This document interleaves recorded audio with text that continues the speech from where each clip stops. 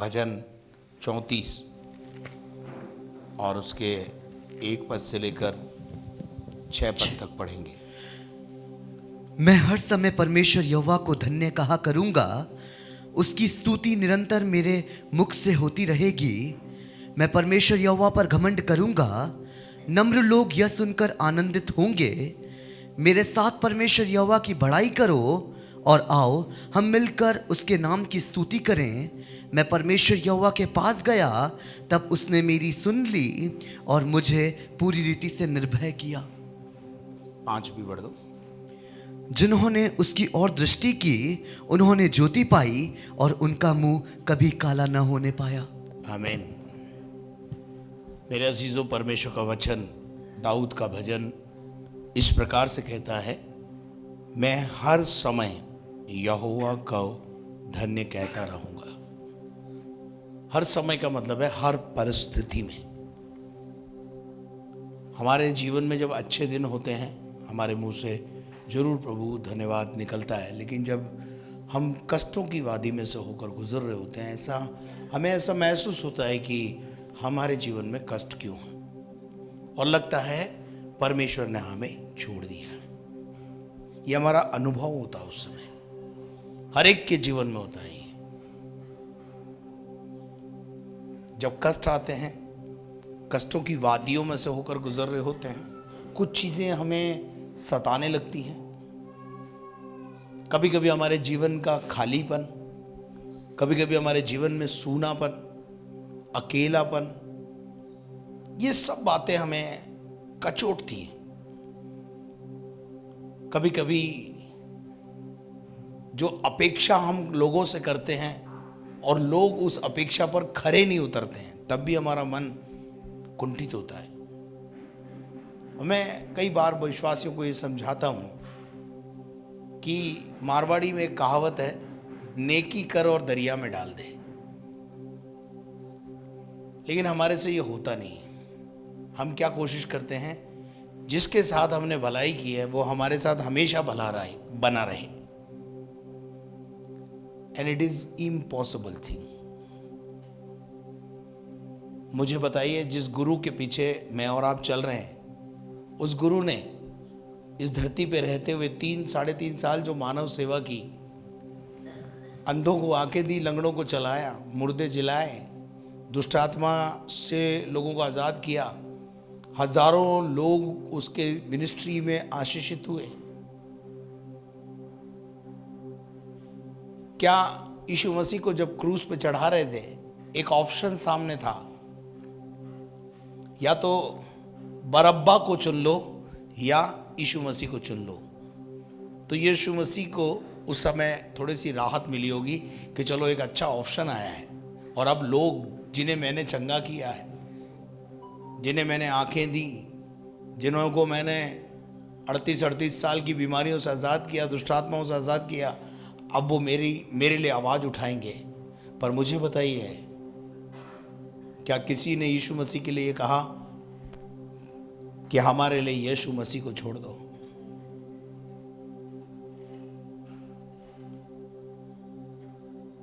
इसीलिए तो यीशु मसीह ने क्रूस से कलवरी पर पहला जो शब्द बोला था वो ये था, हे पिता इन्हें माफ कर दे, क्योंकि ये जानते नहीं ये क्या कर रहे हैं। अपेक्षा का पाप।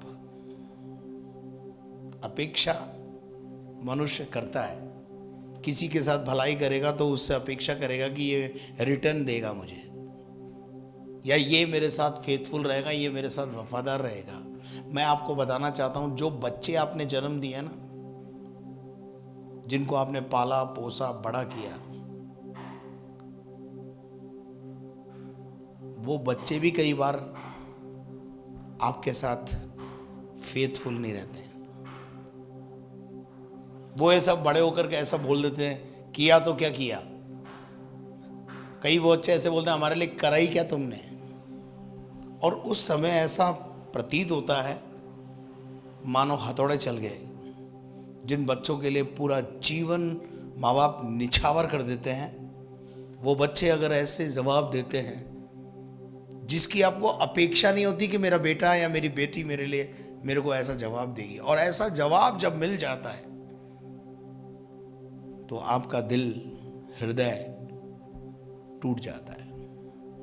तो मैं ऐसे टूटे हुए लोगों से बोलना चाहता हूं,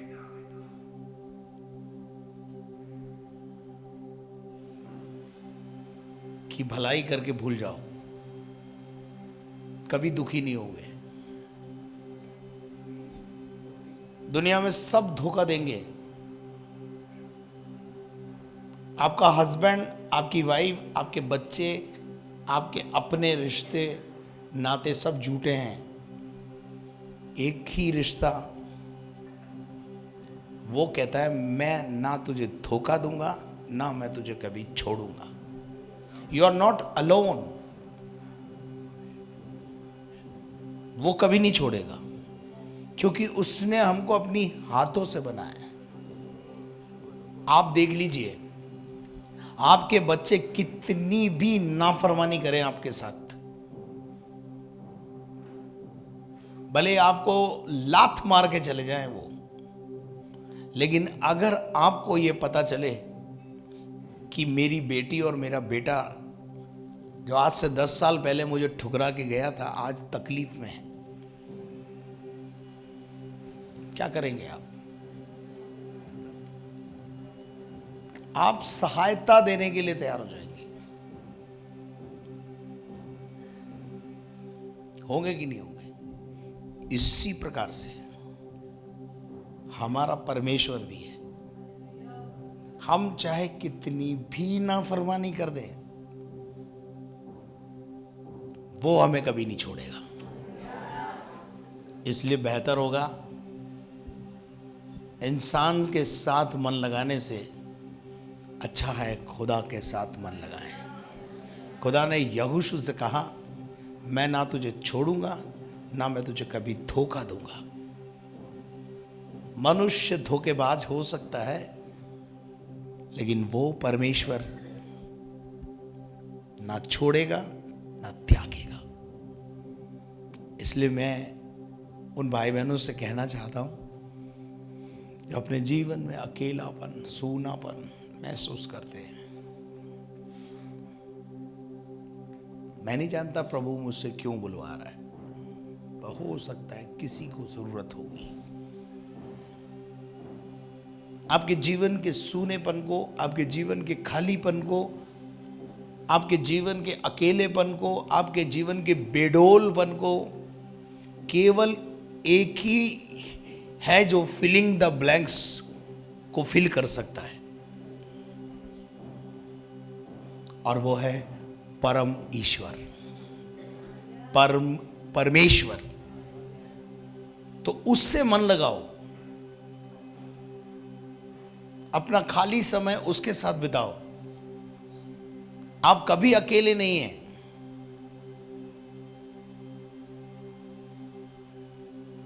आपको लगता है आप अकेले हैं, पर एक है जिसने अभी तक आपको नहीं छोड़ा है, वो आपके साथ आज भी फेथफुल है। उस परमेश्वर की उपासना, आराधना निरंतर करते रहो। यहां लिखा है, उसकी स्तुति निरंतर करते रहो, रुक रुक के नहीं, निरंतर 24 घंटे 365 दिन उसकी स्तुति, महिमा, प्रशंसा मेरे और आपके जीवन से होती रहनी चाहिए। हालेलुया। तीसरे में कहता है, वो मेरे साथ यहोवा की बड़ाई करो, आओ हम मिलकर उसकी स्तुति करें। मिलकर का क्या मतलब है?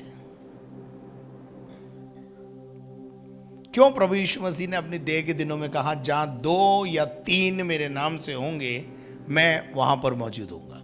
It is a wonderful promise for us. यहां पर दाऊद कहता है, आओ हम मिलकर। जब हम मिलकर उपासना करते हैं, मिलकर आराधना करते हैं, मिलकर जब इकट्ठे होकर हम प्रभु की उपासना आराधना करते हैं, तो कुछ होता है। वहां चंगाई बनी रहती है, वहां छुटकारे होते हैं, वहां अद्भुत अद्भुत आश्चर्य कर्म होते हैं। Praise the Lord. इसीलिए तो बोलते हैं, अकेला चना भाड़ नहीं झोंक सकता। इसका क्या मतलब होता है? अकेला चना भाड़ नहीं झोंक सकता, इसका क्या मतलब होता है? भाड़ झोंकने के लिए ढेर सारे चने चाहिए। एक चने को सेकने के लिए जाएगा वो भड़भूजा, तो क्या हासिल करेगा? नथिंग। उसकी भट्टी के अंदर ढेर सारे चनों को वो डाल देता है, और जब वो डाल देता है तो वो भट्टी में से वो चने जब डाले जाते हैं तो कैसे होते हैं? वो छोटे छोटे, और है जी, नहीं होते कैसे हैं वो बताओ। हार्ड, किसने बोला? हार्ड होते हैं। लेकिन जब वो भड़बूंजा उसे भाड़ में डाल देता है, ऐसे ही हमारा प्रभु है। ये कलीसिया एक भाड़ है एक तरीके से, जिसमें हार्ड चने डाले जाते हैं तो फूले हो जाते हैं। हालेलुया। नहीं तोड़ता है, हैं? वचन तोड़ता है ना, नया बना देता है, स्वरूप बदल देता है। आप देखिए, एक हार्ड चने को उसमें डाला जाता है, और जब वो बाहर आता है तो उसका स्वरूप बदला हुआ होता है। इसी प्रकार से जब आप संसार में हैं और कलीसिया में प्रभु ने आपको डाल दिया, तो थोड़े ही दिन में आपका स्वरूप बदल जाएगा। आप मेरे साथ हैं? वो काम होगा मिलकर, वो काम होगा मिलकर, यूनिटी में। प्रभु के वचन में क्यों इब्रानियों 10:25 में लिखा है? पढ़िए इब्रानियों 10:25। और एक दूसरे के साथ इकट्ठा होना न छोड़े। एक दूसरे के साथ इकट्ठा होना ना छोड़े। क्यों प्रभु का वचन बार बार इकट्ठे होने के लिए बोलता है? क्यों प्रभु का वचन, इब्तिदा की जो कलीसिया थी उसका एक नियम था, वो प्रतिदिन मंदिर में आते थे, प्रतिदिन भवन में आते थे, प्रतिदिन प्रभु के पास आकर चार्ज होके जाते थे, प्रतिदिन। क्यों इकट्ठा होना है? और प्रभु का वचन कहता है जैसे जैसे जैसे कितनों की रीति है, हमने अपनी एक सिस्टम बना रखा है कि हम इकट्ठे होंगे, हम रोज इकट्ठे होंगे। कई कलीसियाओं में 2 दिन इकट्ठे होते हैं, कई में 3 दिन होते हैं। हमारे यहाँ प्रभु का धन्यवाद कि हमारे यहाँ रोज इकट्ठे होने का सिस्टम है। और लिखा है जो जो यीशु मसीह के दिन को निकट आते हुए देखो, यानी second coming of Jesus Christ, यीशु मसीह के दूसरे आगमन को के चिन्हों को देखो। कौन से चिन्ह है? लूका के 17वें अध्याय में सारे चिन्ह आपको देखने को मिलेंगे। लोग घर बनाते होंगे, लोग पेड़ लगाते होंगे, लेन देन बढ़ जाएगा, शादी ब्याह होते रहेंगे। और इन दिनों में आप इन सब बातों को चारों तरफ आप देखिए, चारों तरफ कंस्ट्रक्शंस आर गोइंग ऑन। पेड़ लगाने का कार्यक्रम, ये यीशु मसीह के दूसरे आगमन की तैयारी है। और जब हम अपने चारों तरफ इन चीजों को देखते हैं तो हमें ज्यादा इकट्ठा होने की जरूरत है। क्यों इकट्ठा होने में क्यों भलाई है मालूम है? क्योंकि जो गठरी ढेर सारी लकड़ियों से बनी हो, उसको तोड़ना मुश्किल है। एक अकेली लकड़ी को कोई भी तोड़ सकता है, लेकिन ढेर सारी लकड़ियों को, वो आपको पता है, बच्चों को किताब में पढ़ाया जाता है ना, सिखाने के लिए कि एकता में कितनी ताकत है, एकता में कितनी ताकत है। इसलिए इकट्ठा होने में ताकत है। इसलिए दाऊद कहता है आओ हम मिलकर प्रभु की उपासना करें, आराधना करें। व्यक्तिगत रूप से हमें करनी है, मैं ये नहीं कह रहा कि घर में नहीं करनी है, पर मिलकर भी करनी है। हालेलुया। और प्रभु का वचन कहता है कि 4 पद में वो कहता है मैं यहोवा के पास गया और उसने मेरी सुन ली। व्हाट अ वंडरफुल वर्ड्स, कितना अद्भुत शब्द है ये। मैं कहां गया? In the time of trouble, in the time of Joy, समय हमारा कैसा भी हो, जाना हमें परमेश्वर के पास ही है। क्यों? व्यवस्था विवरण 12वें अध्याय में मूसा के द्वारा एक नियम दिया गया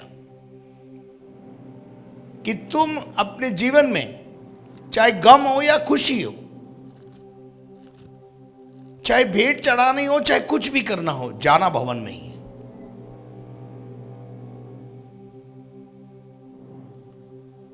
गम में एक दूसरे के साथ खड़ा होना है, खुशी में भी एक दूसरे के साथ खड़ा होना है। इसी को मंडली बोलते हैं, इसी को फेलोशिप बोलते हैं। Two fellow in one ship, दो वो व्यक्ति जिनका उद्देश्य एक है, वो एक नाव में बैठते हैं। दो व्यक्ति जिनका उद्देश्य एक है, वो एक नाव में बैठकर सवार हो सकते हैं। लेकिन जिन दोनों व्यक्तियों का उद्देश्य अलग अलग हो, वो कभी एक नाव में बैठ करके पार नहीं कर पाएंगे, और कर भी लेंगे तो क्या कुछ नहीं हो पाएगा। मैं यहोवा के पास गया और उसने मेरी सुन ली। सचमुच में मेरे अजीजों, जब जब कलीसिया इकट्ठी होती है, प्रभु सुनता है। मैं इस 27 साल के अनुभव को यहाँ पे बता रहा हूँ आपको। जब जब कलीसिया ने इकट्ठे होकर किसी विषय के लिए प्रार्थना किया है, आज तक कोई ऐसा विषय नहीं है जो प्रभु ने सुना नहीं हो। परिस्थितियां प्रार्थना बदल देती है। मैं यहोवा के पास गया और उसने मेरी, इसलिए आपको कहीं और जाने की जरूरत नहीं है। Fix your eyes upon Christ, अपनी आंखों को प्रभु के ओर लगाएं। एक जगह परमेश्वर के वचन में लिखा है, मैं उसके सामने गिड़गिड़ाया और उसने मेरी सुन ली। मैं यहोवा के पास गया और उसने मेरी सुन ली। मैं यहोवा के पास गया और उसने मेरी क्या कर ली? मेरा गिड़गिड़ाना सुन लिया। मेरे अजीजों, जब हम प्रभु के पास जाते हैं तो प्रभु हमारे गिड़गिड़ाने को सुनता है और उसका उत्तर देता है। देखिए, आप अगर परमेश्वर के वचन में से भजन 116 का 1 पढ़िए।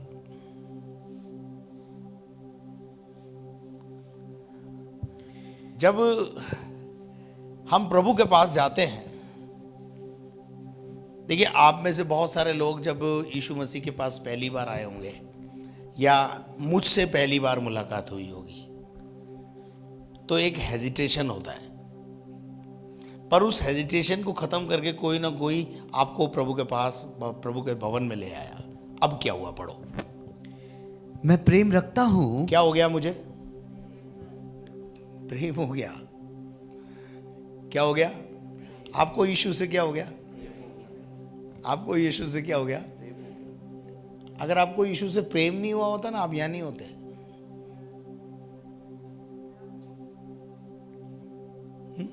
आपको यीशु से क्या हो गया? मैं प्रेम रखता हूं। मैं क्यों प्रेम रखता हूं? इसलिए कि परमेश्वर यहोवा ने, इसलिए प्रेम रखता हूं कि जब मैं उसके पास गया था, उसने मेरी सुन ली।